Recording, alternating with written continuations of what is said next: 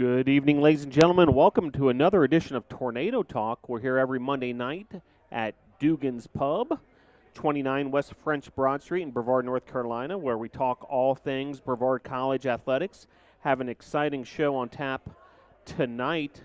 The man on my left, head men's soccer coach El Dana, will talk a lot of men's soccer tonight, and we'll hear from men's soccer student athletes Lucas Campos and Alex Tenhai. We'll also talk some tennis with new head coach at Brevard College, Brad Jones, along with student-athletes Samantha Seppi and Christian Rogerson. We'll talk with head football coach Bill Kyatt and football student-athletes Cortez Scales Jr. and Toby Naylor. Want to thank our sponsors, Arby's, Jets Pizza, Holiday Inn Express, Hampton Inn, Ingalls, Mission Sports Medicine, Comporium, Pepsi, and the home of Tornado Talk, Dugan's Pub. Quickly to catch you up, since we saw you last, this afternoon another USA South Conference award was handed out. This time Defensive Rookie of the Week goes to Rook Tate. Now the total for the season is at 11 for USA South Athlete of the Week awards for Brevard College Tornadoes. Football, we'll talk to head coach Bill Kite a little later, but the football team came off a tough couple losses with a big bounce-back win, a 26-20 win over North Carolina Wesleyan on the road at Rocky Mount, North Carolina. We'll break down that game in full. Up next for football, another road game at LaGrange this Saturday at 2 p.m. Volleyball hosted a quad match on Saturday. They fell to both Huntington and LaGrange. Chance to bounce back tomorrow night at the Bosch, 6 p.m. Tuesday, volleyball when they host Bob Jones. That's the Dig Pink match. And then volleyball will close out their season later this week, a match at Piedmont, and also heading to Decatur, Georgia for a quad match, Agnes Scott and Covenant. Women's soccer lost 2-0 to Maryville, and also a tough 1-0 loss in double overtime to Bob Jones. Seniors Erica Zuffrey and Audrey Cardwell were both honored in a pregame ceremony on senior night. And next up for women's soccer, if you're in the Swannanoa, North Carolina area, check out the Tornadoes as they visit Warren Wilson. That's 3 p.m. Tuesday, tomorrow. And then Thursday, the regular season finale on the road in Toccoa Falls, Georgia.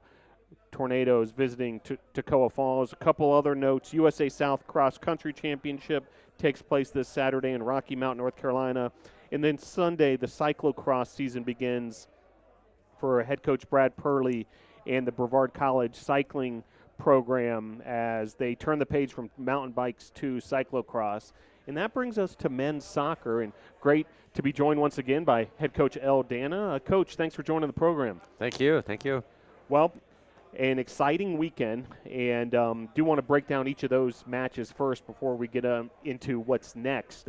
First, on Saturday, a soggy afternoon in terms of weather, very rainy at Islamel Family Field, but the Tornadoes able to pull out a 3-1 victory over Berea. It was also Senior Day, where 7 varsity seniors, along with 3 reserves, were honored in a halftime ceremony. Overall thoughts as far as that Saturday match, Coach? Yeah, I mean, first, as we spoke before, it's a blessing to have the turf that we have because it gives you the opportunity to play even in those conditions. And days like that, when you look at the results in a conference, there's some pretty interesting results because not everybody's blessed like we are. But it's tough when you play on Senior Day because the players have a lot to just juggle and stay focused, and they oftentimes lose a little bit of their concentration in the game, and not so that day. They were ready, and I'm pleased with the way that they just compartmentalized throughout the game. They enjoyed the halftime festivity, but they took care of business because Berea was a good team. They don't play the way that their record is. Yeah, and like you said, took care of business. And I do want to mention the 7 seniors, and we're going to have one of them, Alex Tenhai, but along with Tenhai, who will be on the show a little later, Jackson Riddle, Mateos Masukawa, Chavi Marijuana, Eric Lenhart, goalkeeper Patrick Hall, and Matthew Brethen, the 7 varsity men's soccer seniors. Can you talk about that group as a unit and how important they've been to the success of this year's team? Sure, and I already said that a show ago that I wish they all could come back. Yeah.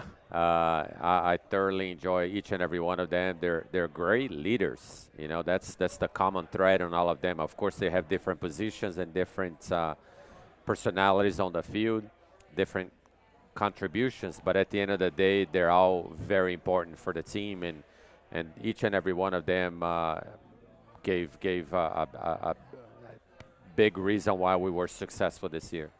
Well, do want to congratulate that group once again, and also thank the fans and the families for making the trip in for that ceremony. It meant so much to the student athletes, and also President David Joyce and Lynn Joyce were out there for the ceremony and the photo op and all that, and want to thank them as well. So, less than 24 hours later, you've got to get back to business, and a Huntington team, which entering the match had a pretty good record, 7-9 overall, 4-8 in the USA South Conference, so a considerable opponent, and Brevard just took care of business is the only way to put it. A 5-0 win, a enormous shot total of 44 shots, which just shattered the school record for shots in a match, and just a overall dominant performance. Coach, can you kind of sum up, that effort on Sunday for the team? Yeah, well, first thing, that team had won the game before and was coming with momentum. They went to Piedmont and beat them on their senior day, and that was their last game of the regular season. So oftentimes, when you have seniors on the team, a team gets up for that game. And we were playing both games under a little bit of pressure because I know we're going to talk about this. We're trying to qualify for the ECAC postseason, and those were must wins for us. So all of that could have been something that could have put a little extra pressure on us, but they didn't feel it at all. Besides that, playing back-to-back games, we've talked about how hard that is, but they took care of business. And you hope to be peaking at this time of the year, and to me, they show that they are. Yeah, just from my vantage point, watching the game and broadcasting the game, just a dominant performance. The possession was phenomenal, and just time and time again, opportunities on goal. Mateos Masukawa with 2 goals becomes the school's all-time leader in the NCAA era in both goals and points. A great honor, and great to see him get that record, right, Coach? Yeah, and very deserving. He's such a hard worker. I mean, he's talented, no doubt, but it's nice when you have talent, and then each and every one of the players will tell you that in practice and in the games, he never quits. He's just a hard worker. And when those things happen for somebody like that, you got to feel happy. Yeah, and Coach, the other thing that was notable in really both matches, both on Saturday and Sunday, is you were able to get a lot of players into the match in some considerable minutes, guys that we hadn't seen that much so far this season, but I know that was important for you. Yeah, and I think that's how the game became what it was, because I really think we're very, very talented. I mean, deep and talented. But it's impossible to go that deep day in, day out, So these guys have been waiting for their opportunities, and when they stepped on the field, they wanted to show, and they wanted to grab more for the next time. And my goodness, I mean, I wouldn't want to be competing against a situation like that, because it's a recipe for disaster if you're an opponent. Yeah, just a dominant performance. Once again, a 5-0 win over the Huntington Hawks. And what it did for Brevard was if you looked at the USA South standings, in the West Division, Brevard ends up with a second-place finish. Now, there's an asterisk next to Brevard's name also, because Brevard's in transition to NCAA Division III and to become full-time members of the USA South, not eligible to the postseason tournament. We'll get into the ECAC, also known as the ECAC, in a moment, but I do want to just, acknowledge a second-place finish in the West Division is a considerable accomplishment for this team. And ahead of the returning champions, team that has been top 25 throughout the past few years. And Maryville, correct? Maryville, yeah, and I mean, a lot to be proud of, without a doubt. Yep. And so ineligible for the USA South tournament, but that's okay. There's an opportunity for these student athletes to compete in the postseason, which is this ECAC tournament. It was the intention of the administration of Brevard College and Director of Athletics Miranda Nash to become members of the ECAC for exactly this purpose, a team that deserves a postseason opportunity, and the ECAC provides that opportunity. Now, Coach, maybe you can inform our audience a little more, sort of the requirements and the process to qualify for the ECAC. Yeah, I mean, like you said, it's something that our athletic director and our president didn't have to do, and we really appreciate that because throughout the year it gave us that hope, which is as big as anything when you're competing, you're shooting for something. And but the requirement is you have to be a winning record or to the very least a 500, and you have to be in that geographic area and declare association with them, which we did. So we're going to be seeing a lot of if we qualify, we're going to be seeing a lot of East Coast teams, a lot of Northeast teams, and we even put in to host because our facilities are so good, especially that time of the year. So what you're looking at, they're going to wait until the conference tournaments take place because some of the people that declare intention to participate may win their there's some good teams we've already looked at. They may win their conference and therefore qualify for nationals in the NCAAs, and then they will withdraw from it, which will increase our opportunity to go as well. But I think we'll go no matter what. But it's a waiting game, a little bit of a nervous time, but it's nice to be in consideration. Yeah, and like you mentioned, Coach, Monday, November 11th, the NCAA tournament brackets are announced. Following that, and as that dust settles, the ECAC will make their announcement. So that's the day to circle on the calendar as far as, whether the Tornadoes will be heading to the ECAC championships or not.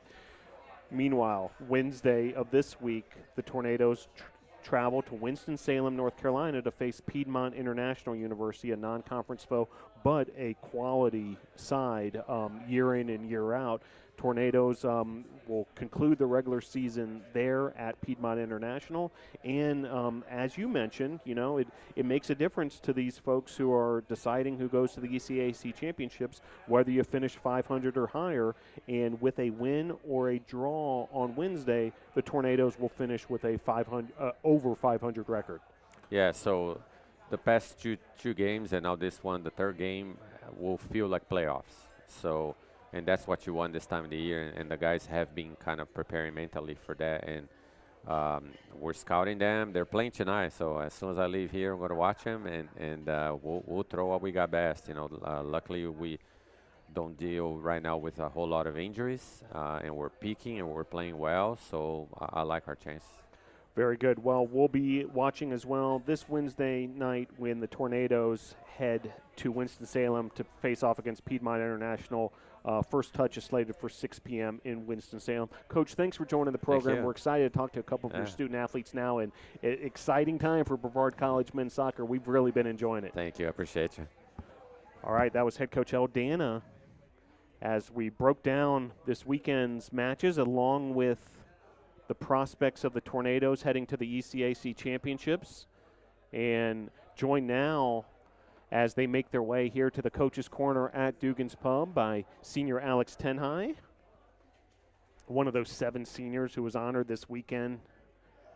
Just a festive atmosphere out there at Islamel Family Field. And then also joined by Lucas Campos, the freshman from Brazil. Great to have these two on the program. Gentlemen, thanks for joining the show. No, thank you. Thank you. Well, we'll start with you, Alex, the veteran of this group here. Senior Day was Saturday. And even though Senior Day was Saturday, you played one more game on Sunday. But, now that it's come and gone and you've had some time to maybe, reflect on it a little bit, can you talk about, what the weekend as a senior meant to you? Nah, I don't think words can even describe it. But the weekend as a whole, the first focus, the weekend was about winning, just winning, because we want that postseason. It's all about getting to the ECAC, and so we got to take it one game at a time. So senior day was kind of like not even in my mind at the time. It was just like, we're going to beat Berea, we're going to beat Huntington, and then we're going to, continue to focus on Piedmont International. So the weekend basically was like a normal weekend. Business-like, Yeah, sounds business. Lucas, same kind of feeling. Yeah, same. But with that said, how special have these 7 seniors been to someone like you, who's a freshman, Yeah. and the leadership that these guys have provided? Yeah, since the first time I arrived here, they always supported me, teaching me how to play the American soccer because it's way different than Brazilian soccer, and they were really special in my life. And Alex, if you can reflect a little bit as far as your senior class goes, those 6 other guys and yourself, you guys have had quite a journey, here at Brevard College, coaching changes, all these things, but I know there's still plenty more to come for you guys in particular.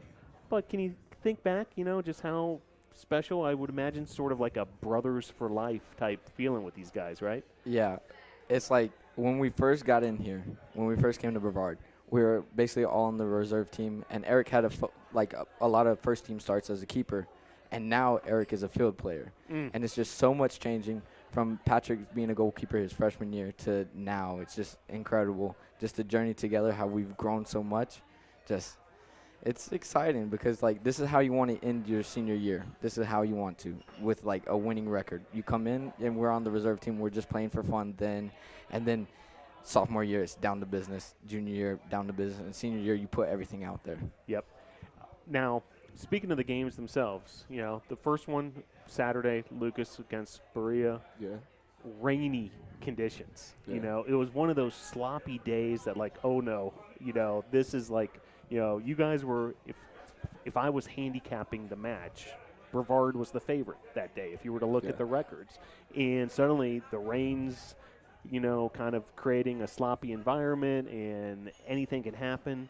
Meanwhile, Lucas scores in like the 5th or 6th minute to immediately take a 1-0 lead for the Tornadoes. Do you remember that goal? I'm sure you did, and kind of how that worked out for you? To be honest, I don't remember it because João took the cross, and their keeper started screaming like, my ball. And then when I looked, the ball was up, and I just flicked it with my head, and I didn't see because all their center backs tried to kick the ball out of the goal, and I just see everyone coming celebrating with me. Now, Berea cut this lead to 2-1 in the second half, and you guys had to dig deep to finish off the game. Can you talk about that second half a little bit, Alex, and how you guys were able to finish?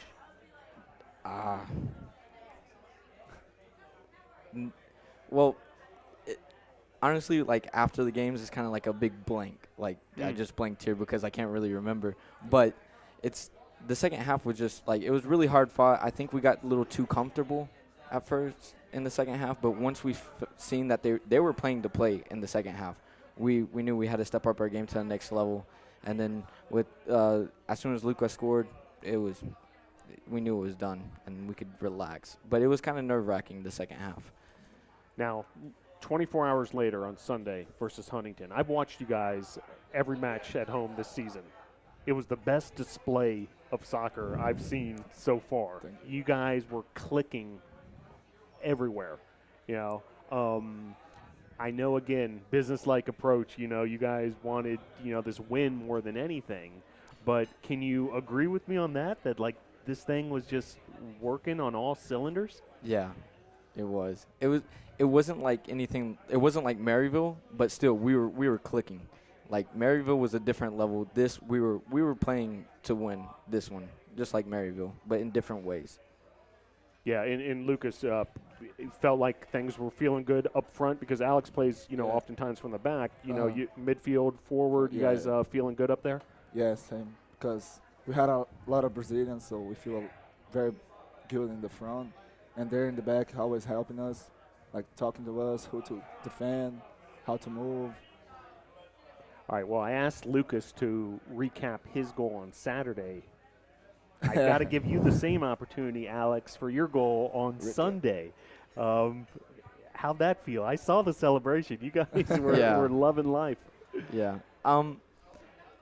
I don't know. Though going into the game, I could feel something special about it, but then I was like, nah, it's nothing. You know, we're just gonna leave with a win. And then once that happened, it's just all the passion that like I already play with comes out even more, and it felt really nice. For the first one of the year, it felt nice. Now, I asked your coach about this player as well, but I'd like you guys to comment because an announcement was made during halftime of the match that with a goal in the first half, Mateus Masukawa, also a Brazilian, broke the school record for career goals and career points. Can you guys comment on that a little and just, how well deserving that is for him to get acknowledged for that record? Beast. Yeah, That's all we can say. Beast. He's a phenomenal player. He deserves it a lot. What he does for us, like if he was on the team, it would be completely different because he's a key player, just like Lucas and anybody else. They're key players on the team. Without one piece, I don't think the team would click as it is now. Yeah, and you say beast. I gotta mention that goal on Saturday. Yeah. I mean, this thing was just a rocket from Masukawa, correct? Yeah. I was like beside him, and he looked at the goal, and I said, shoot the ball. And the moment he touched the ball, I said, yeah, it's goal. I knew it. Yeah, probably from about 35 yards out, upper right Yeah. corner, in just an absolute rocket. The goalkeeper for the other side had no chance. No chance. No chance at all. Well, guys, it seems like y'all enjoy the business side of it. Yeah. So now it's time for more business, which is Piedmont International on Wednesday, the regular season finale. Important that you guys keep on playing well, I'm sure, but also that you get a good result to make sure you get into this ECAC championship. Can each of you comment on what you think the team needs to do on Wednesday to make that happen? Yeah. Keep playing the way we're playing. Like this weekend shows that like if we do what we know how to do, any game we can win. Any game's winnable for us. Like just Like our coach said, the only team who deserved to beat us on the season was NC Wesleyan. All of the other teams will play better than them, and we deserve at least a tie against the teams who we lost. Right. So if you play to your ability, it'll take care of itself. yeah. Makes sense. All right, before I let you go, would like viewers to get to know you guys a little bit more in case they've never seen you before or heard from you before. Alex, from a North Carolina native here, can you talk about how you found Brevard, if you can think all the way back to that, and how you ended up here? Yeah. So senior year, I was just sending out like emails to coaches to come watch me, and then like out of the blue, Shug emails me back and says, "Hey, we want you to come have a visit at Brevard." And I'm like, "What's Brevard?" I've never heard of it, so I went to go look, and I was like 2 hours in North Carolina. I was like, "Okay, yeah, I can go." Why not? And yeah, and then as soon as I came here, the first day, I came here, I did the visitation, and I got to practice with the team later that day, and it just felt right. And I was like, I'm gonna come here. Outstanding. And same question for you, Lucas. You know, from Brazil. There's a number of you from Brazil on the team here. Can you talk about sort of that process and how you found it? So I got a friend in Brazil who used to play for my coach, and my coach was recruiting new guys for this new program this year, and he texted that friend, and he called me, "Lucas, do you want to go to America and study and play soccer?" And I said, yeah, that's always been a dream for me. And then he introduced me to Coach L, and here I am. And now that you've been here a few months and, been a member of the men's soccer team and a student here at Brevard College, how do you like it? I like it a lot. It's amazing. It's a good city. It's a quiet city, but it's a good city. College is amazing. Everything is good here. Pretty good group of freshmen we got coming in here, huh, Yeah. Alex? Yeah, the future is in good hands, I think, the future for is very bright. Brevard College men's soccer. But we like to stay in the present moment, and we got Piedmont International on Wednesday. So best of luck, gentlemen, in that match versus Piedmont International. Thank you. Hopefully we'll be reporting, very soon that, you guys are heading to the ECAC championships as well, and we'll be following every step of the way. Keep doing what you're doing, guys. Thank you. Thank you. All right, that was Alex Tenhai and Lucas Campos. Great to have those two on the program. And really nice job tonight on Tornado Talk. A business-like approach as head towards Piedmont International on Wednesday And going to go from the soccer pitch to the tennis courts. So do want to welcome into the coach's corner our next guest.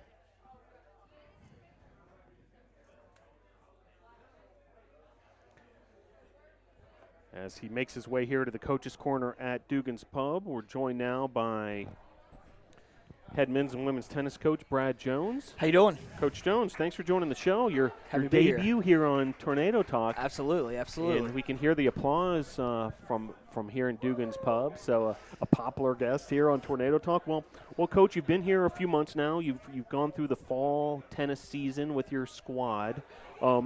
So far, what are your overall impressions of Brevard College and also the team you have? Very impressed with everything. Coming in, I was excited to come to Brevard with the academics and obviously the tennis facility. You don't see that in a lot of Division III settings with 12 courts, a clubhouse, and their own locker rooms. So that was really nice. And then having just the big tennis community that's around in this area, the support and stuff like that. It's really nice to have everybody stop in my first month, take me out to dinner, take me out to lunch and stuff like that. Program-wise, I think the fall season was exactly what I expected. For the girls, it was to pick up where they left off last year. They were the third best team in the Western Division. So from there, and then really trying to see what we had to fill in the gaps from the two girls that left last year. And so we have 4 freshmen that came in, and they actually played in the top 6 quite a few times. With the guys, 7 out of 8 are freshmen. So it's very good, to have young talent. But at the same time, we're going to go through learning curves and learning experiences. But really, in the next 3 or 4 years, that's going to all pay off. And you come, Coach, from Bethany College, which was also a Division III school up in West Virginia. Can you tell folks a little bit more about your background in the sport of tennis and in particular coaching tennis? Yeah, so I grew up, older brother played tennis. My grandfather got him started, so I kind of just fell into it. Growing up, we would go to tennis tournaments, and my mom would literally just throw me into a racquetball room and tell me not to get in trouble. So, I learned how to play kind of. I had a lot of lessons growing up, but at the same time, it was learning on my own, playing a lot of kids that were a lot older than I was, since my brother is 7 years older than I am. So, I don't think they liked a little scrawny kid beating up on them, but I really enjoyed it. And then from there, I just always knew I wanted to be a coach. I started after I got my master's at Emory and Henry. I moved to D.C. where I taught at the tennis clubs, swimming tennis clubs, country clubs up there in the area. And then at the end of the day, I knew I was more of a coach at heart. So I got the job at Bethany and then started my coaching career. And you're familiar with this kind of part of the country too. Yeah. You're from the kind of the Bristol, Johnson City area. Yeah, I'm from Bristol, Virginia. Born on the Tennessee side, grew up on the Virginia side. So, growing up, I played a lot of tournaments in the Asheville area and visited and stuff like that. Didn't really quite know Brevard as much, but definitely knew the area and especially the mountains and everything like that, and the hiking trails and stuff. So, I was able to move a little bit closer to home, to Bristol, so that's nice, being so close to family. And now that you're here at Brevard and you've been able to, kind of understand, what Brevard College is all about and also this region even further, what are the real strengths as you're out there talking to, prospective high school students who might be interested in coming here to Brevard? The biggest thing is what they offer academically in the classroom. This is kind of the first institution that I've been to where they're big in the classroom, but they're even more gaining experience outside the classroom. And I think now, in today's time, it's kind of not what you know, it's who you know, but also being able to get that hands-on experience in whatever field they want to go into. And I think that prepares you in a little bit more in life after Brevard. But also I think, employers look at that too. It's not just what you know in your degree. It's you have the hands-on experience even before you graduate. Now, your entire tennis team is here in attendance tonight at Dugan's Pub and enjoying like a team meal, Yep. both men's and women's. And what I find just fascinating about college tennis is this team environment. Yeah. In what it, at its core is really an individual sport. It is. However, it becomes a team sport in college athletics. Can you talk about that, as far as, that team unity Yeah. that you find in college tennis? And that's actually changed probably since I graduated college. Even 12, 14 years ago, it was still kind of it was a team sport, but it was really individual. Nowadays, you watch TV, you watch the D1 championships, and it's almost, I call it, it's like a softball game. Being at a softball game, there's a lot of cheering. It's not that gentleman where you got to be quiet, and the gentleman sport's totally gone. It's very rowdy, it's very loud, but also I think that's where kind of how tennis is involved over time, over the past just 10 years, where it's just not all a mental side. There's more of an emotional side that comes along with it too. And it also is just nice to have, we are a big family. We're very close. So it's awesome to have both teams there to cheer on one another and to, be loud and support one another. Yeah, absolutely right. So it's not just the men's team on one side, the women's team on another. It's really one big unit. Yeah. Now, we're going to get to meet the two captains of this Yes. year's team, and I know this is an announcement you wanted to make Yes. here tonight. The women's tennis team captain, Samantha Seppi, a senior from Niceville, Florida, and the men's tennis, on that side of things, the captain is Christian Rogerson, freshman from Aiken, South Carolina. Can you talk a little bit about those two and also, the decision to make them captains? Yeah, the decision was a team decision. It was voted among by the players. But the biggest thing is the experience that they bring to the tennis side. They basically have many years of playing experience, playing knowledge.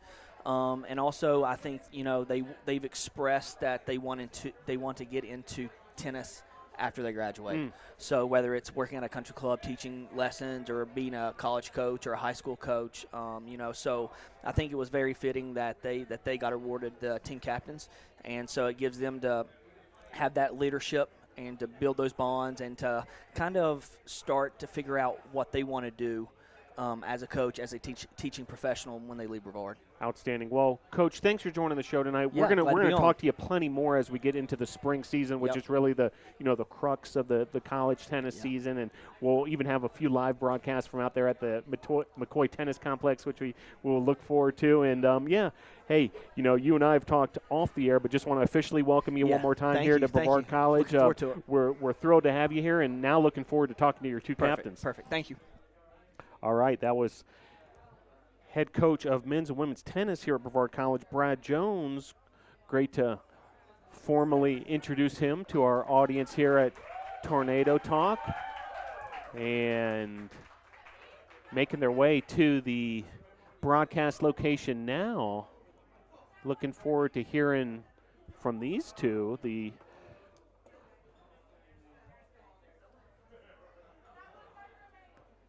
two captains of Brevard College tennis.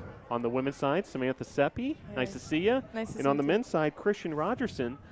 Great to have you guys here on Tornado Talk. Thanks for joining the show. Thank for you so having much. us. Well, Samantha, we'll start with you. You're the veteran of this crew here. Senior year, you had a great season last year. First team All USA South Conference. But I know you're hungry, for even more, not just individually, but as a team this year. Now that fall tennis is complete and you guys are heading towards spring where it matters most, can you talk about overall where the Tornadoes are at? Yeah, I mean, I would say everyone has a kind of different drive this year, or I will say the incoming freshmen have brought in kind of a different type of enthusiasm, just, to be at practice and to give 100%, on court. And I've definitely seen them grow tremendously in just the few matches that we had during this season, this fall season. And so I can only assume that it can go up from here. They're hungry for more and to be better, so it's exciting. And Christian, freshman from Aiken, South Carolina. Yep. And not many freshmen get named team captain. So first of all, congratulations on that. That's a testament to your leadership ability. So congrats on that. Now that you've been here a few months and gone through the fall season, what do you think so far of Brevard College and the Tornadoes tennis program? I'm still getting over a cold, my bad. The town is tiny, but that's a nice thing because you get to know everyone pretty quickly and everything. And the team, I mean, it's not even like two teams, it's one team pretty much. So it's Little weird. family. Yeah. It's weird when people ask, oh, how's the guys team? I'm like, we don't see it that way. We kind of see it as like one team just playing a whole bunch of matches at the same time. Yeah, that's a great point. And not every program's like that, you For know. sure. And it's refreshing to see the Tornadoes are really one big unit and under the direction of head coach Brad Jones. Now, Samantha, I'd be remiss without talking a little bit about last season because there was a stretch. You finished the year with 12 straight wins in singles play. Yes. But there was this stretch that I was like, again? Because there was 8 straight matches, 6-0, 6-0 in singles play. So she didn't even give up a game across 8 straight matches. Christian's nodding his head like, wow, you know, like Makes it tough. yeah. Yeah. I mean, were you just absolutely feeling it, you know, during that stretch? Did you even realize that this streak was happening? What was going on back then? So, when I transferred here, I kind of found my passion again for tennis that I had been missing, and you know, with our previous coach we had, and just the team that I came into, that you know, supportive environment, I feel like just everything together kind of brought me to a new level, and mentally I was at a different level as well, and I was determined. Like I wanted to win. I'm an incredibly competitive person, and so once I started, you know, winning, you know, the first one 6-0, 6-0, and then the second one, and kind of kept going, I hadn't kept track, and I just kind of was like, all right, let's just do one more, and so that's kind of the mentality that I had for it. Yeah, just a phenomenal result, no doubt about it. You've raised the bar high for what you're going to do here in the senior season. Yeah. Now, Christian, number 1 singles in the fall, as long with number 1 doubles. You know, you played some doubles with Jackson Ray, also Ethan McGee. Yeah. Let's focus on that side of things. You know, as far as the doubles side, can you talk about those guys as teammates and sort of how important that chemistry is as a doubles team? Yeah, I mean, the chemistry is always important. But, I mean, doubles is, for myself, personally tougher just because I grew up playing singles more than doubles. So it's been kind of weird to grow up in singles and then come here and have such a big focus on doubles. And the 2 partners I played with so far, both Jackson and Ethan, they've been really helpful in trying to adjust to playing more doubles, or, you know, kind of helping me out with going where I need to serve or the poach on a volley or something. So, I mean, that's just, I don't know, it's the difference between singles and doubles. Yeah, and Samantha, I would imagine that's the case for a lot of the student athletes as far as their background being mostly singles, but it's so important in this team tennis to play well in doubles. Yeah. You know, you play the doubles portion first. If you can run out to a 3-0 lead after gives you a doubles huge play, advantage. you're really in the driver's seat. Can you comment a little further on how big that is on the double side? I mean, not only just from points, you know, a point standpoint, you know, just confidence-wise. When you get up 3-0 before you even play your 6 lines of singles, you know, that pressure's kind of already off. You can, you know, relax a little bit because you already have a leg up, you know, and so that kind of gives you a little bit of excitement, you know, going into your next match. So. Do want to mention you all out in the community a little bit, because you guys have been putting in time over at Brevard Racket Club where you help out, you know, however you can. And also, yesterday, a department-wide for the entire Tornadoes Athletic Department program, trick-or-treating for cans, where the Tornado student athletes from all the sports, kind of a friendly competition, hit the streets of Brevard, and instead of asking for candy when they knocked on people's doors or rang the doorbell, they asked for cans to give to, you know, those who are really in need. Can you guys talk about that experience yesterday and, you know, how worthwhile that is to be able to give back to the community?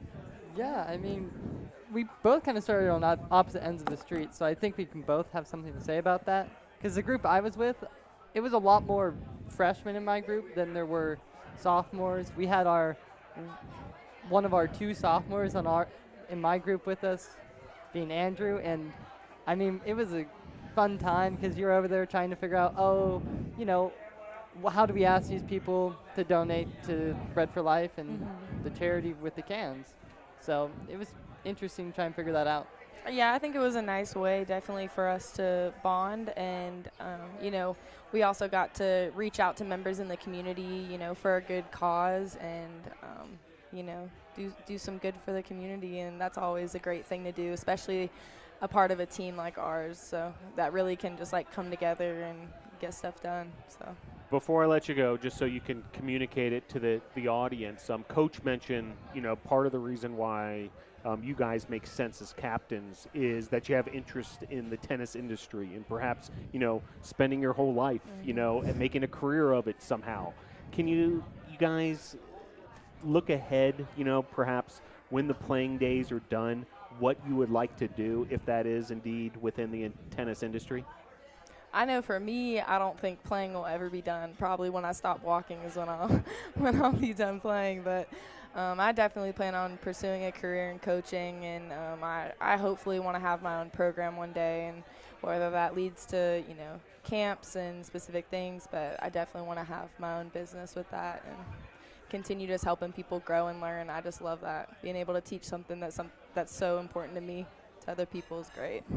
Yeah, I'm in kind of the same boat as Seppi. I mean, mine was more the fact, like, when I first started tennis, I kind of, like, saw my first coach as someone to look up to type of stuff. And so it was like, oh, wow, that's really cool that he gets to do this. He gets to spend all day out here playing tennis, meet people and all that sort of stuff, do fundraisers in the local town. So that's what kind of got me hooked. I was like, oh, I can help out and still do something I really enjoy doing. Yeah. Outstanding. Well, before I let you go, I always like giving this is your first time here at Dugan's Pub, right? Yeah. You've been on the show before at the McCoy Tennis Complex. Newcomers to the Tornado Talk, the opportunity to give a shout out to anybody who might be watching or anyone you want to thank who's helped you along the way. The floor is yours. Samantha, we'll start with you. Gotcha. My mom and dad for sure. Let me see. Michaela Lamont, Michaela McCoy.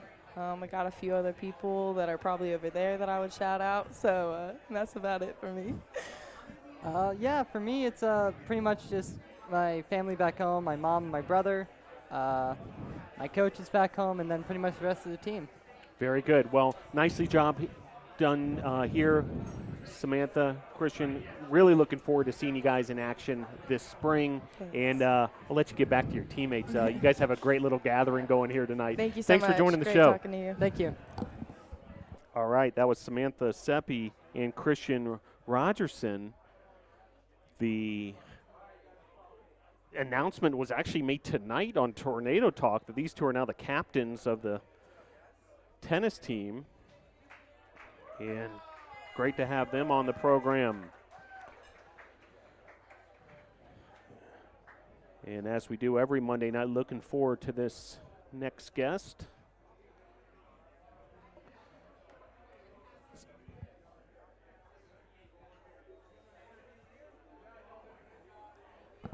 Joined now by head football coach Bill Kyatt. Coach, thanks for joining the show. Appreciate you having me, Phil.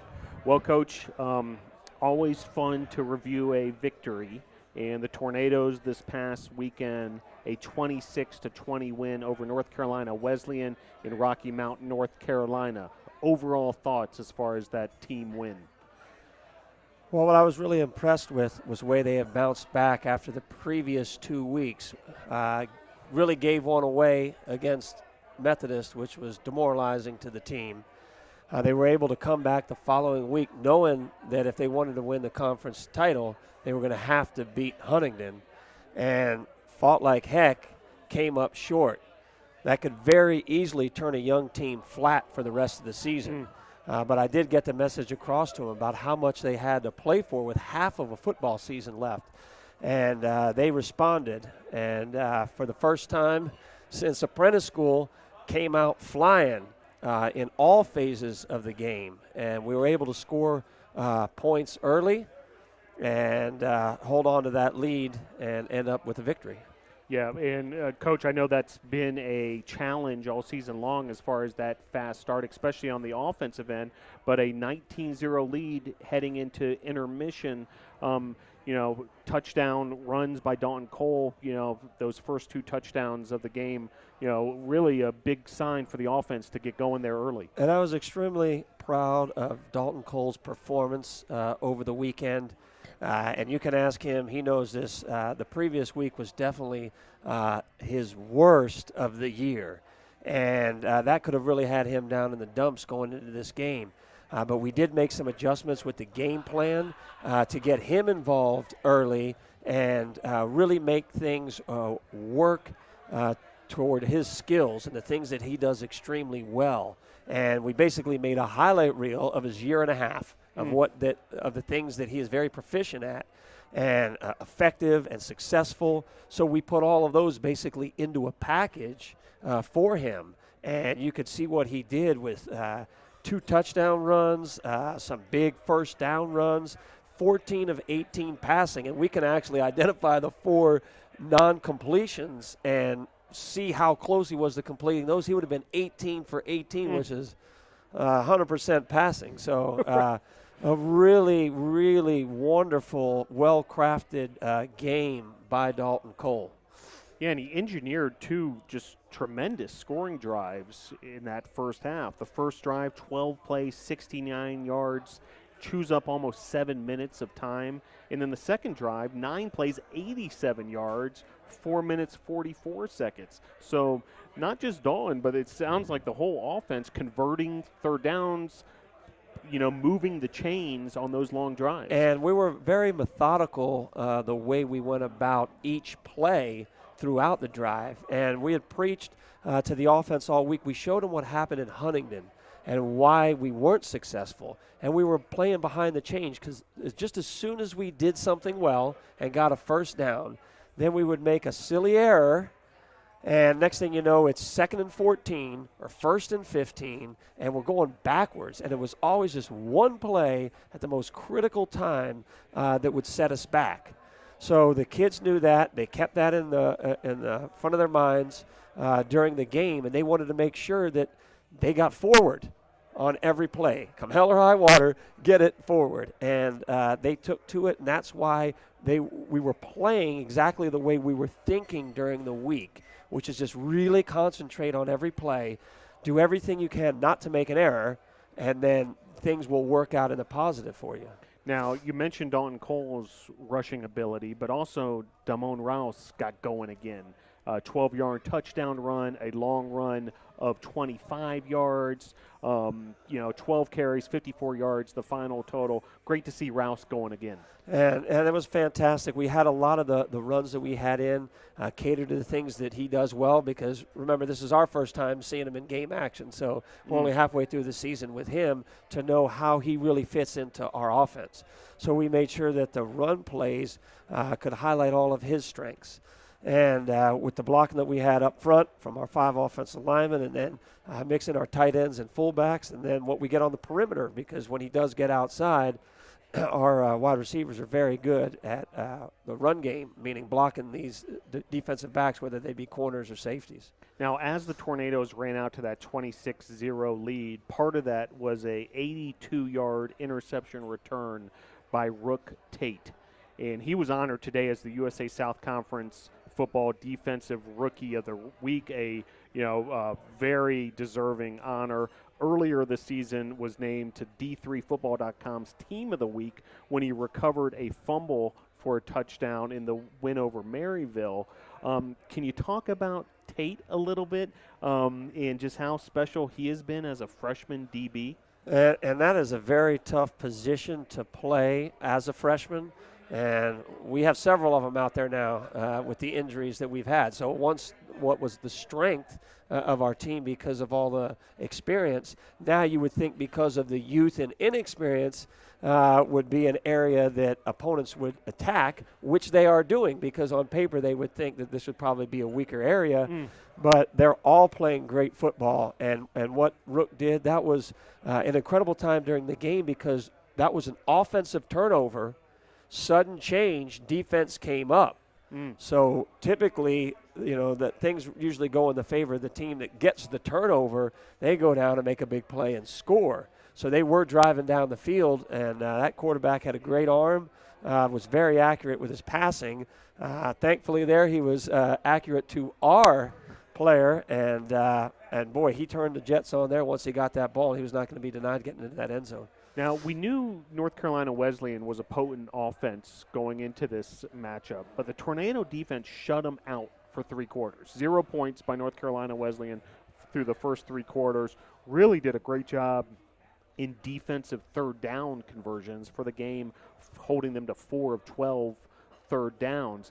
Can you talk about overall the defense and that game plan as far as, stopping North Carolina Wesleyan for the majority of this game? Right, and really, the identity of Brevard College football in 2019 is the strength of the defense. And defense, as everyone knows, that's what wins championships, and it's the offense and the explosion that everybody wants to come see and watch and have fun and see all these points scored.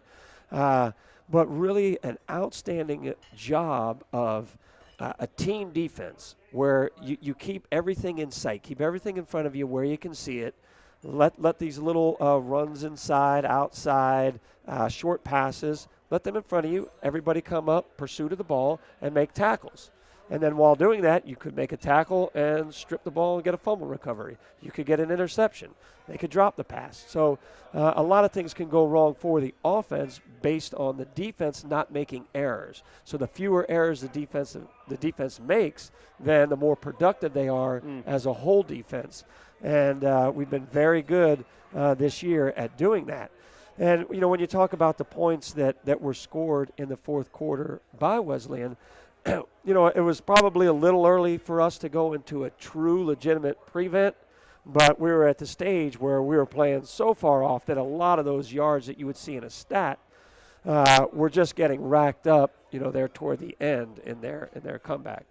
Yeah, I mean, you look at their drive chart in those last couple of drives, 10 plays, 9 plays, 7 plays, right. Taking advantage, I guess, of that prevent defense. Exactly. Now, Coach, next up, another road battle, this one at LaGrange. Can you preview the LaGrange matchup a bit for our audience? Okay, so we're going to do something similar that we did last week. We took off on a Friday because of the lengthy drive. We actually ended up practicing at South Guilford High School where Bubba Craven went and got a good practice in on a Friday to break up the bus trip. Great. And that helped out in the win in Rocky Mount. So we're going to do something similar, take off on a Friday again. This time, Justin Peck, who's on staff, former player, we're going to stop at his high school in Georgia. So the key is to have assistant coaches There wherever the opponents might be. You got it. I've already been plotting it out. So we're going to go there and practice on that Friday, and then hotel, and then the game on Saturday. With the game on Saturday, got to look at the identity of the opponent. So you look at LaGrange football, head coach Earl Chambers. Outstanding player at University of Georgia for all the dog fans out there. And he played strong safety. Well, he was the head coach last year. However, he didn't get the job until right before training camp when he was elevated to the head job. So it wasn't really his team, so to speak. He kind of had to go with the blueprint that was already set. So this year, now he can put his signature on it. And he's a guy that preaches mental toughness and effort on every play, spoken from a true defensive background. Sure. So he had a great experience at Valdosta State as a coach, won 2 national championships, and if you look at Valdosta State's record in the time he was there, I mean, they're compiling win after win. Wow. So he's familiar with winning in his background. So obviously these guys are going to be well prepared. If you look at their record and you see a mediocre record, you really can't be fooled because there's a Division III team out there called Birmingham Southern, okay? Birmingham Southern has beaten 2 ranked opponents in Division III football already. Then they played Huntingdon, who will more than likely win our conference.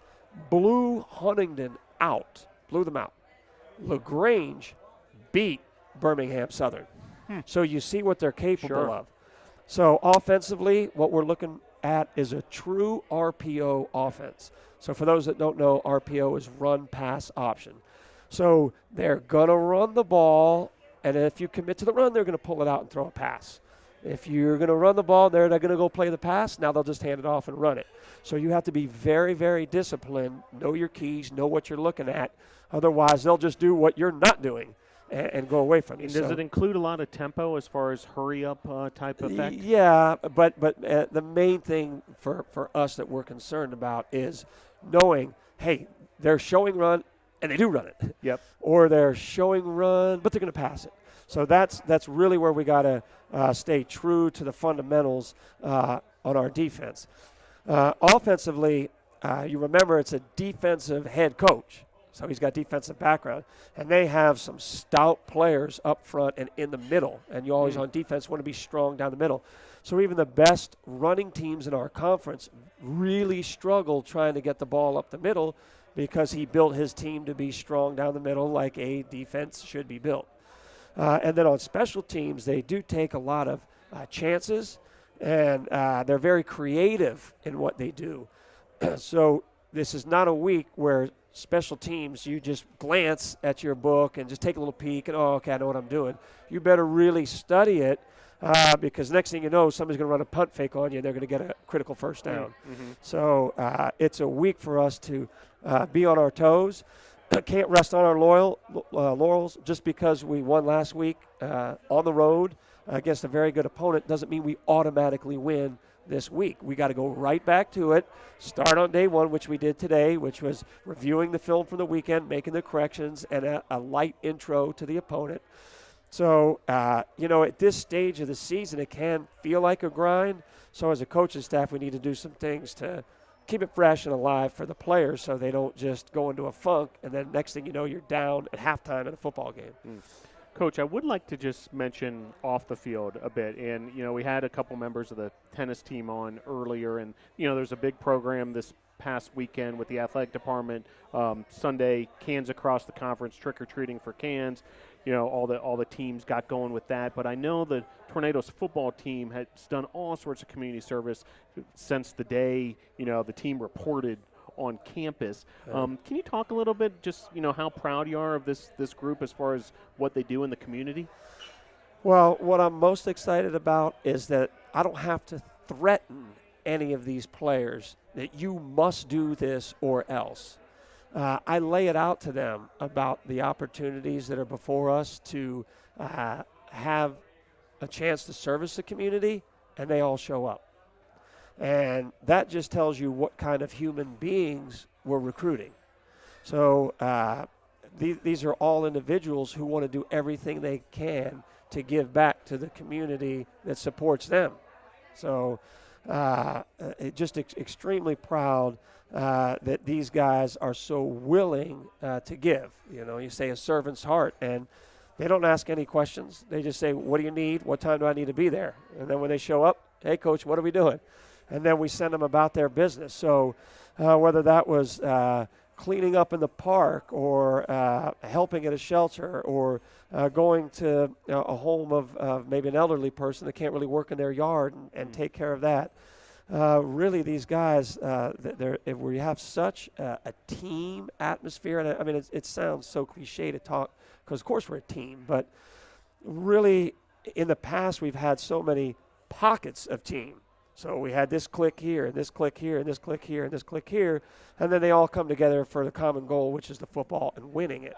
Now we really have a whole group of guys that truly care about one another and want to do right by each other, by the football team, by the school, and the community. And that's why there are no issues.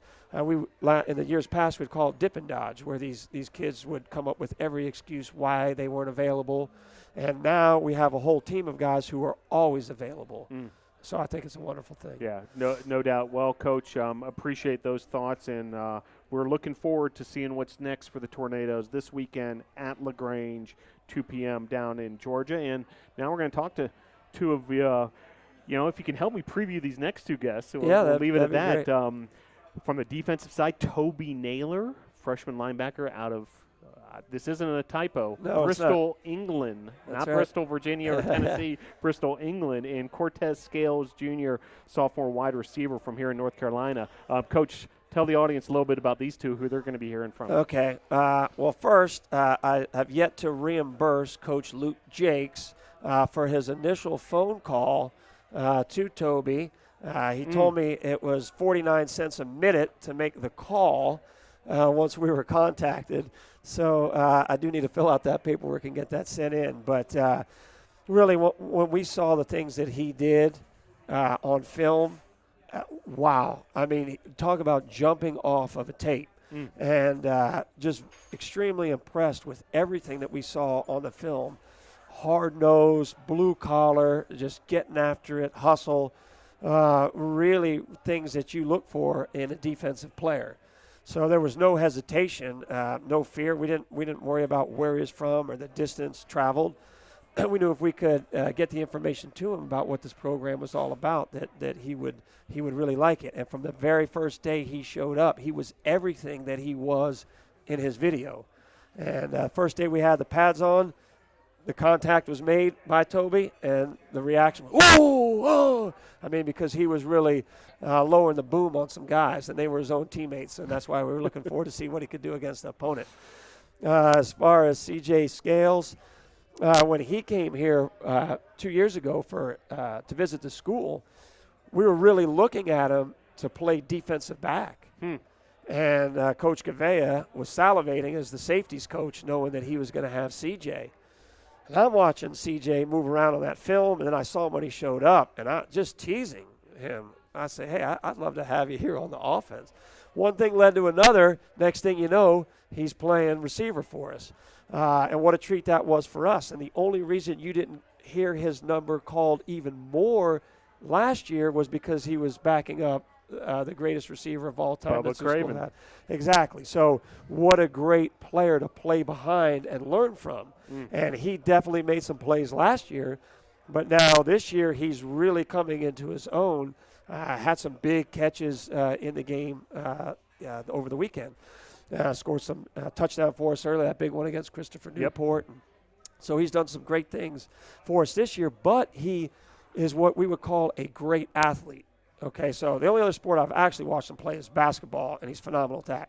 But I can't imagine there's a sport out there that he can't play because we put him on defense in our package when we know they're going to throw the ball like a Hail Mary, because he's going to be the one that goes up and intercepts it. Sure. What does he do against Methodist? Goes up there and intercepts it.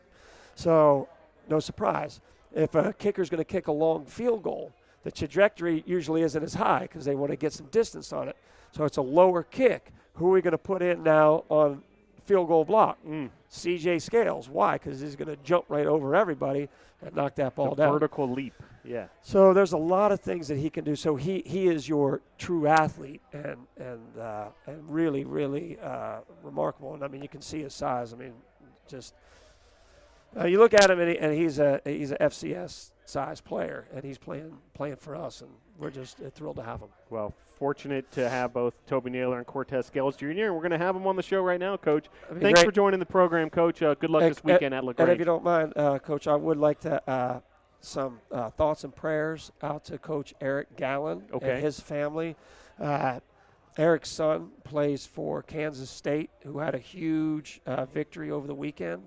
But unfortunately for him, he did have a very gruesome knee injury. So our thoughts and prayers are with Coach Gallen and his family as his son goes through the surgery later on this week. That actually happened during our game, and Coach Gallen had to work through the game knowing that information. So I just wanted to put that out there. Yeah, thank you very much for those sentiments, Coach. We'll pass along our thoughts and prayers, and certainly all the best to the Gallen family. Yep, you got it. All right, okay. Thanks, Coach. Appreciate it. All right, that was head coach Bill Kyatt, and Tornado Talk rolls on here at Dugan's Pub.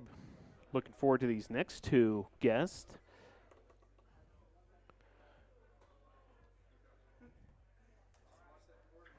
As they get welcomed to the coach's corner by head coach Bill Kyatt, and he passes the baton to these two as they get settled here.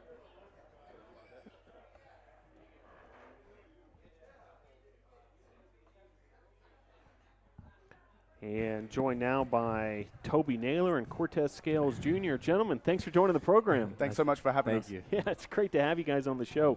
Well, first, let's talk about this weekend. Mhm. You know, a 26-20 win over North Carolina Wesleyan, a road win. Mhm. Those are always tough to come by. You Yeah. know, going Yes, into sir. enemy territory.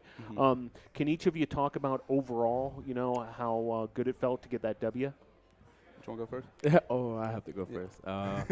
It felt good because coming off 2 losses, it's not easy bringing the team back together after 2 big losses, I would say, in conference. So that was a very much needed win to bring back the spirits of feeling after winning the game. Yeah, no, I definitely agree. I think after the last 2 games, we are like the team was very low because we definitely felt we deserved to win those games because they were so close, obviously, and it was just great to get back this momentum and hopefully we can keep it on for the rest of the season.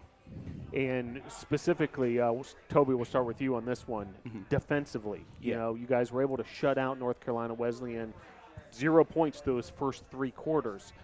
Now, they tried to mount a comeback late in the Yeah. fourth quarter, but let's focus on the positive. You know, shutting them out for 3 quarters, no small feat. This was a potent offense of North Carolina Wesleyan. Can you talk about, you know, sort of the game plan being executed defensively and, you know, you guys able to shut them down? Well, I'd say I think every week we are always so prepared because our coaches do such a great job of putting us in a position to succeed and win, and it always just comes down to making mental mistakes on the game. But they were a very tough team, very good passing offense as well. So we strategized for the passing. We shut it down. Great first 3 quarters as a defense. I think the concentration just slips a little bit in the fourth quarter, and that's what happened. Obviously, it can get you like that, and they can be up on you. But overall, I think it was a very good defensive game, and I'm very proud of my teammates because I think we did very well. And now, offensively, Cortez, we talked to your coach about this a little bit. One of the challenges this season for the Brevard College offense is the first quarter and is getting going and coming out of the gates and you know, getting some scores early. But meanwhile, first quarter, you know, touchdown, another one in the second quarter, 19-0 lead at halftime. Can you talk about the difference with this game and how you guys offensively were able to get going early? Well, we preach it all week. Like, our coaches always say that we are the worst third down team, and we got to get better in making third downs and keeping the drive healthy. And so we were really focused on just getting the ball moving and keep it moving and putting points on the board because we put a lot of stress on the defense when we go 3 and out consecutively, and that's not easy for them. So we really tried to focus on that. And you're right. You know, you really had some significant drives. 12 plays, 69 yards. 9 plays, 87 yards. You guys were moving the chains, and that's what the coaches wanted, right? Yes, sir. Very good. Stick with you, CJ, a little bit. Dalton Cole. Yes, sir. Yeah. You're on the receiving end of this guy's arm. Yeah. Can you talk about him as a quarterback and how he, you know, puts you in a position and the other wide receivers to succeed? Oh, he's a tough guy. That's my man. He will definitely put his body aside for the rest of us. He'll definitely make the play that needs to be made. And as far as him passing the ball, he's grown so much from last year, and he's just learned how to read certain things, read his keys, and actually take a look at the defense and pick it apart. And so it's helped us a lot from last year going into this year. Now, Toby, I see you nodding as he's describing the offense. And what a lot of people might not realize is how well, you know, a player on the defensive side knows your own team's offense because you guys are practicing against them, you know, all week long, sir. week in, week out. Yeah. Can you talk a little bit about the offensive and especially the passing attack where you're trying to, Yeah. you know, create a pass rush in practice against these guys and how tough they are? I think definitely, you know, when we go almost like 2-minute or like ones-on-ones at the end of it's definitely tough as a defense because these guys give us a good look, and up front they're very stout. As a linebacker, obviously going against these big boys up front, it's hard, and then got CJ running past everyone in practice. You know what I mean? This guy's a freak out there. But yeah, they're definitely talented, and the skill positions, they have so much talent from the running backs, from the receivers, you know, so deep in every position. I think it's great to see, and it's like it's almost frustrating when they're not doing well because you know they can because they have all this talent in the world. But on Saturday, it was so good to see them all doing really well because they're showing their true potential because they're so talented. Now, I would like viewers to get to know you two personally a little more. And Toby, we'll start with you. You're from Bristol, England. Yeah, I'm actually from Southampton, England. Okay, Southampton. So I just wanted to correct that. So it's Southampton, England. Like, shout out to my boys back home. Yeah, we'll have to get that corrected everywhere. Yes, So sir, it sounds yeah. like Southampton, England it is. Yes, So, sir. but that being said, you know, it's growing. You know, you're seeing more and more European or players from the UK Yes, sir. playing American football and college football across, you know, the states. Mm-hmm. However, it's still, you know, sort of a curiosity. You know, Yeah. you don't see it everywhere. That's No, for definitely sure. not. Can you talk about your upbringing in American football and how you were introduced to it and ultimately becoming a college football player here? Yeah, sure. So my uncle's on my mum's side of the family is actually from Minnesota, so he got me into it, and I've been watching it for about 7 years now. And I started playing it about 6 years ago. I played for a local team down Southampton called the Solent Seahawks, like a very successful team back in the south of England. And I fell in love with the sport instantly. I loved it. I loved everything about it. The team, the like teamwork, the camaraderie. Sorry, I couldn't pronounce the word. No problem. Yeah, I loved everything about it. So I tried to play as much as I can. Anything I could go to, any camps, any practices, anything I loved, I would go to it. Got the opportunity to play for my country, which was amazing. Got to captain my country back home, which was an amazing experience. And then I had so many friends who were going out and living the experience. I had friends who were at D3, at the D2 level, and at the D1 level as well. So I was like, I want to try this. This is my dream. This has been my dream for 4 years now, and now I'm out here. It's crazy that I'm actually. I think every day I wake up and I'm so happy because I'm living my dream of playing college football, and for such a good team as well. It is really awesome. I'm loving it. Yeah, we're thrilled to have you here, Toby. And Cortez, you're from here in North Carolina, so Yes, sir. not quite as far traveled as this Yes, guy. sir. But can you talk a little bit about, you know, you falling in love with football and, you know, when you first, you know, started to play football and perhaps when you focused just on football? Yeah, my father, he was in the Navy when I was like 2-3 years old, so we moved around. So I lived in Virginia for about 7 years, and then I grew up playing football there. And it was a rough area, so really playing football was a good distraction to keep me from the bad things around, like neighborhoods. And so I grew up playing at Y.H. Thomas. That's a mean throwback saying that. Yeah, that was where I met one of the probably top 2 toughest coaches when I was younger. His name was Coach Sessoms, and I'll never forget his name. He will get on you in a heartbeat. And I think him coaching me so hard was really the reason I fell in love with it, because I knew if I could take coaching from him, then I could, at that age, take coaching from anybody. And so I just kept playing, and then moved to North Carolina when I was 10 years old, and found a place outside of Fuquay Arena, and was just playing football there. And it's a nice neighborhood, a lot of trees, a lot of land, and just grew up playing around there. It was fun. Very good. Well, appreciate you guys kind of filling in people a little bit on your backstory and how you got to where you are. Now, back to business. LaGrange this weekend. Yes, sir. Saturday. Yes, sir. You know, you guys had a practice this afternoon, I would imagine, you know, Yes, sir. to begin those preparations. What have the coaches told you so far, what you have to do this week to get the W at LaGrange? Well, from the defensive perspective, they're a huge RPO team, so a lot of trickery, very fast plays. But I think we're going to set a good game plan this week, and we're going to be very prepared. There's quite a young team, especially up front, all freshmen like on the O-line, apart from one senior. So hopefully we can take advantage of that with our really talented D-line, you know, leading by Kra, and hopefully we'll have a really good week. Yeah, I think what our coaches pick out the most is being able to execute, and it all starts with us.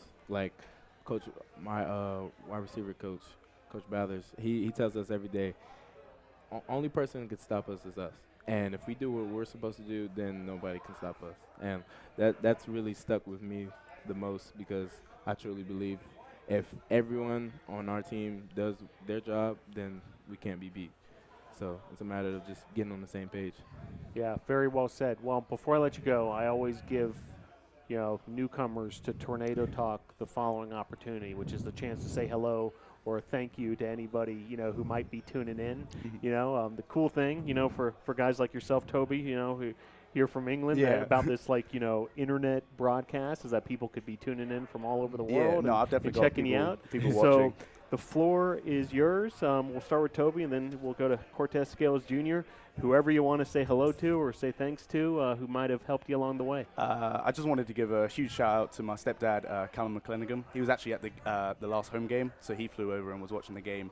And he's been with me all the way. He's been supporting me. He helped me so much getting out here and all the paperwork we had to do to get out here. And he's just been like my biggest influence. He's been such a role model for me. Like taught me about the value of hard work, and he's been such a great father figure for me. So I just want to give a huge shout out to him. So yeah. I want to say thank you to my mom and my dad. My dad, he's on the sidelines, of course, taking pictures sometimes. And I really appreciate Brevard giving him the opportunity to take pictures and giving him the chance to be on the sideline taking pictures of the team and his son at the same time.